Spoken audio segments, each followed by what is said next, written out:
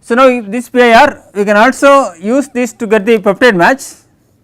In the patents and peptide, what is the difference? Peptide will be specific. Peptide means exact match. Exact.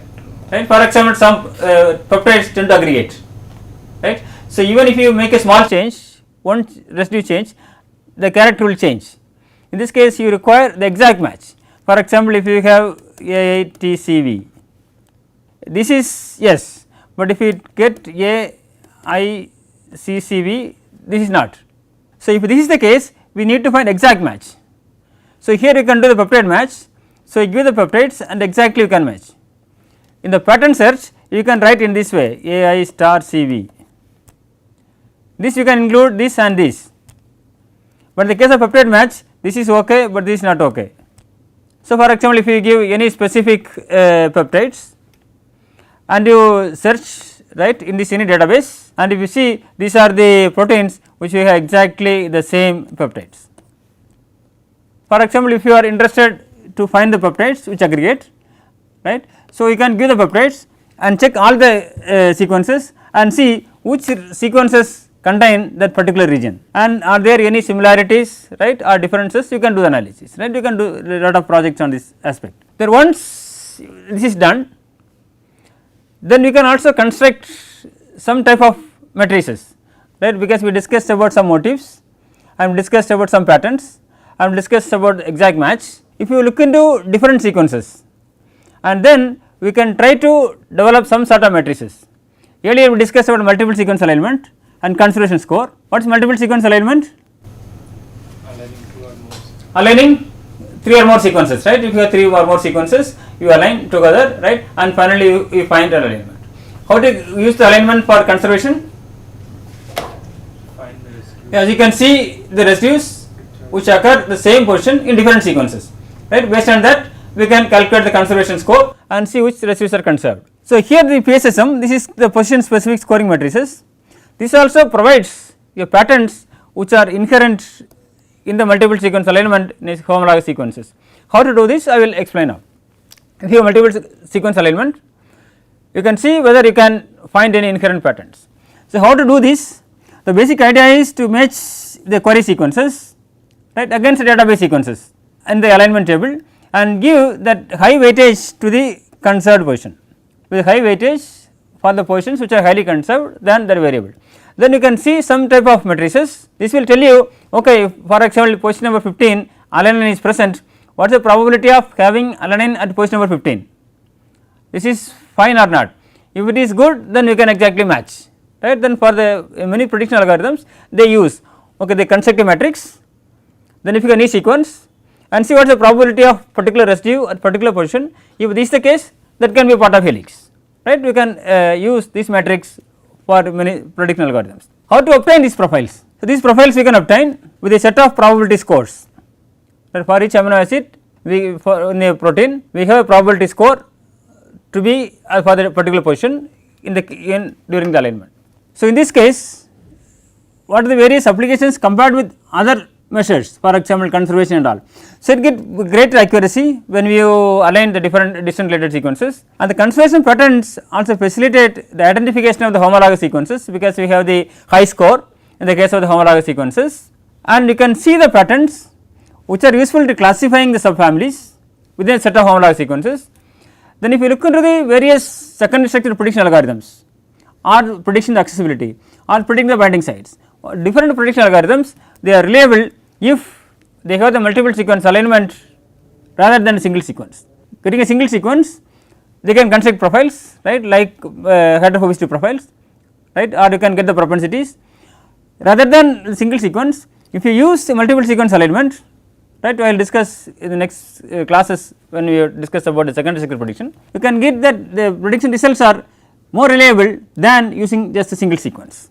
So, now how to construct PSSM matrix, right, I will give you the examples how to construct the matrices. So, what is the basis for the PSSM? Sequence alignment. So, I will give you the frequencies of each residue at each position in a multiple sequence alignment. For example, if you see one sequence here, GHE, GV, GK, VV, KL, GA, GA. So, I have few sequences, I put for example 5 sequences, they are used in a multiple sequence alignment. From this, based on the first sequence, the one which are the same residues or conserved residues, they are highlighted. So, if we take this is position number 1, 2, 3, right. Take the position number 1. What is the probability of having G in position number 1? What is the frequency of occurrence of glycine in position number 1? You can see 1, because there are 5 cases, 5 sequences, and among the 5, so 5 by 5 all are glycine, so 5 by 5 that is equal to 1. Likewise, what is the occurrence frequency of glycine in position number 4? 2 by 5. That is 2 by 5, right. This is 2 divided by 5, right, this is equal to 0.4, right. So, now we have the 20 different amino acid residues here and the sequence here. For the first case, it is glycine, right, it is 5, here 5, and the second one you can have the 5 in the case of H, and the third one we have 5 for E, and the fourth one distributed G 2 times, F 1 time, and K 1 time, L 1 time, right, distributed.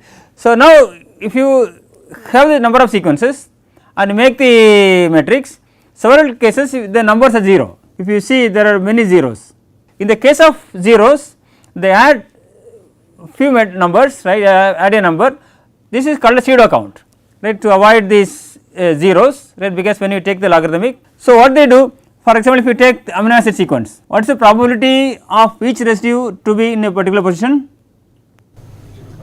0.05, right, 1 by 20. So, what they do, so they add 1 at the top and then 20 at the bottom, and then they find the pseudo count. For example, in this case they put 5 plus 1 divided by 5 plus 20, right, what is the value, then 6 by 25, right.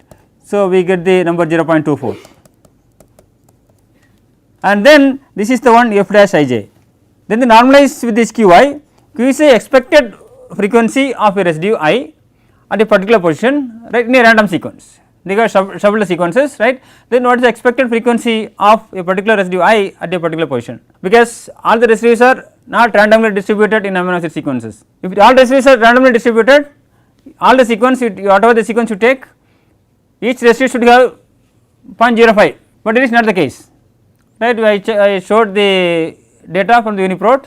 Some residues are biased, for example, leucine, valine, they are highly dominant, and tryptophan and cysteine are less frequent in amino acid sequences, right.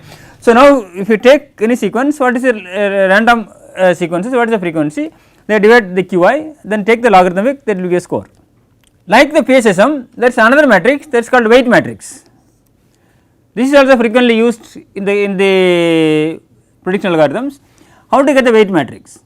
For example, if I gave 4 different sequences, it is a DNA sequence.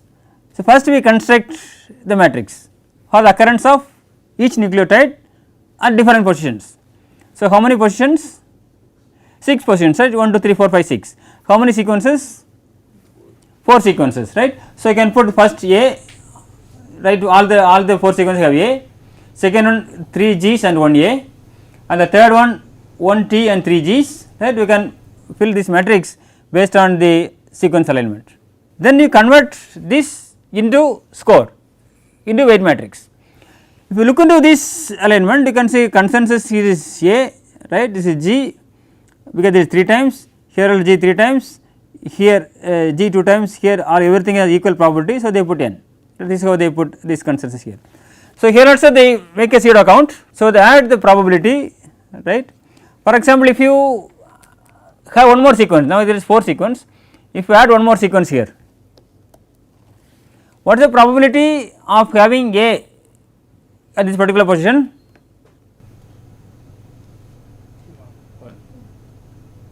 1. First position.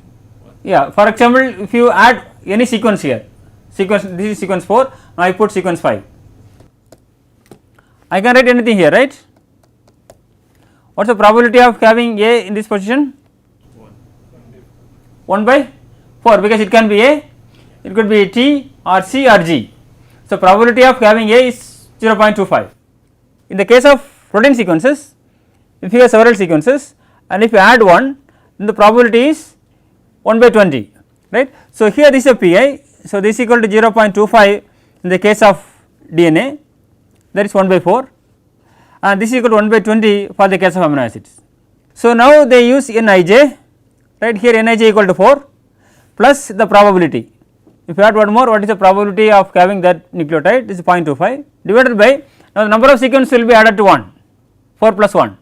So, here 4, so now add one more sequence, so 4 plus 1 equal to 5. So, in this case you can get the values, this is equal to 4 logarithmic of ln of 4 plus 0.25 divided by 5, right, normalized with this pi, that is equal to 0.25. You do the calculations, this is equal to 0.85 divided by 0.25, this is equal to logarithmic of 3.34, this is equal to 1.2. So, this is the number. For example, if you take this 0, what could be the value? The weight matrix, this is 0, 0 plus 0.25, right, divided by 5, then the whole thing normalized with 0.25. So, finally, you get the value of minus 1.6, right. So, you can convert this any alignment matrix, we have a lot of sequences or the alignment data. So, you can convert this matrix into weight matrix. Now, from this weight matrix, now if you have any sequence, or you can have to identify the secondary structure or any specific binding site of any new sequence, you can compare, okay, if this is belongs to a binding site, then if you have the same A in this particular position, then you can see that this A could be probably a binding site residue with any of the particular protein, right. So, likewise they use this weight matrix for identifying the any binding sites or any public applications. Okay, there is one more case. So, you see we use the cyblast. What is cyblast? Position specific iteration blast, right. So, in this case we align several homologous sequences, right, and then use different iterations. For example, if this is a protein and this is the possible 20 different amino acids, they give some big numbers. So, big number, so first we need to normalize these numbers. So, then we know which one is the preferred one, which one is not preferred one, because it has both positives and negative scores depending upon the preference of these residues at any particular position. So, in this case you can normalize between 0 and 1. So, how to normalize the values between 0 and 1? So, you can use this equation, x minus minimum divided by maximum minus minimum. For example, this is whether I give 5 numbers, okay, this is the lowest one. So, what is the expected value for the lowest one?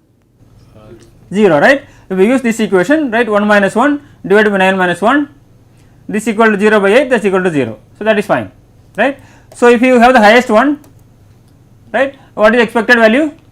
That is equal to 1. So, if you use this one, 9 minus 1 divided by 9 minus 1, this is equal to 8 by 8, right, that is equal to 1. So, now if you take any other values 5 or 6 or 2, what is the expected value? Between 0 and 1. So, we take this 5, so we get these numbers 5 minus 1 divided by 9 minus 1, this is equal to 4 by 8, this is equal to 0.5, that is fine. So, we can use this equation to normalize. So, now if you see these numbers, right, very high numbers, they are normalized between 0 and 1, we can see some numbers such very high and some numbers are very less. For example, if you see any high numbers, okay, this is high 0.64, so here this is 0.59, right, some numbers are very highly preferred and some residues, right, this is the less preferred ones. So, now if you got different numbers, it is also possible to combine these numbers and make a 20 by 20 matrix, right. Instead of using different numbers, it is also possible to take 20 by 20 matrix. In this case, you can uniformly use this for different cases. How to do this? For example, if it is EC, they take all the E's here, here is E, here is E, here is E, and C is here, here, here. So, take all the values taken together, finally you will get the average value of E and C. Likewise, if you see LA, combine all the LAs and you get the numbers. If you take QD, what is the value for QD? This is Q here, this is another Q here, right. So, D is here, right, this one, this is one, this one. So, add up these numbers and we will get the average value, we will get the matrix. So, finally, you will get the 20 by 20 matrix. This also we can use for several applications or several prediction algorithms. So, we discussed about the position specific scoring matrices and weight matrices, right. So, there are several potential applications For example, the major applications if you see predicting the secondary structures, right, you need a sequence, if you give the amino acid sequence and there are several secondary structure elements, for example alpha helices, beta strands and the coils and all, and we will discuss in the next class, right. So, how to predict which regions constitute alpha helix and which region is responsible for this formation of beta sheets, right. We can use the PSSM, right, you can get the predicted secondary structures. Then you can also discriminate proteins from different classes and different functions and based on different structures, that you can also use this PSSM to get the information. Then also you can also identify the binding sites or functional important sites. So, here also you can see, right, which residues are functionally important in any given protein. Likewise, we have several applications in bioinformatics areas, right, and you can relate this data with the experimental data and you will see this PSSM as potential applications in various prediction methods. Till now we discussed on various aspects. So, we will summarize what are the various aspects we discussed today. Hydrophobicity profile. So, what is hydrophobicity profile? Sequence versus. It is a sequence versus hydrophobicity. It is a plot connecting amino acid sequence versus hydrophobicity values. So, what are the applications of constructing hydrophobicity profiles? You can get some patterns, right, and these patterns resemble any specific regions in a proteins based on structure or based on function. Typically, for example, helices, strands, transmembrane regions, right, when you binding sites, right, you can see different patterns of hydrophobicity and you can use these patterns, right, to identify these regions. Then we discussed about specific patterns, right. So, in PIR we can search for patterns, right. How to write a pattern? We can by square bracket that represents what? Any residue, any allowed residues, right, and then any conserved residues, right. How to define a conserved residue? Write the name, of the same amino acid. Then any residues by x, number of times put n, so any number, and curly bracket represents excluded, right, those residues are not allowed in that particular position. So, you can write the patterns, right. So, what is the importance of identifying patterns or the peptides? You can identify motifs, or you can see any inherent residues, right, for any specific features, right. You can check in the uniprot sequences, right, and see whether there is very specific for any type of proteins based on structure or function, right. Then what did we discuss after that? PSSM or position weight matrix. What is the principle based on PSSM or weight matrix?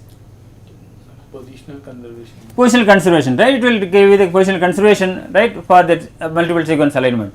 They take the alignment, right, and get the frequency and they convert the frequency into score, right, you can the matrix. So, you can use this matrix and the matrix has several potential applications. So, in the next class, so we will discuss mainly about the using several features, and making these features requires a data set and how to construct a data set, what is redundancy, what is non-redundancy, right, how to define this type of redundancy, right, and what are various methods which are available in the literature to obtain these non-redundant sequences and so on. And later on we will see the potential applications and you can merge these features and the data set and find your problem, and then you can use, right, to see what are the potential applications of using different bioinformatics tools. Thank you very much.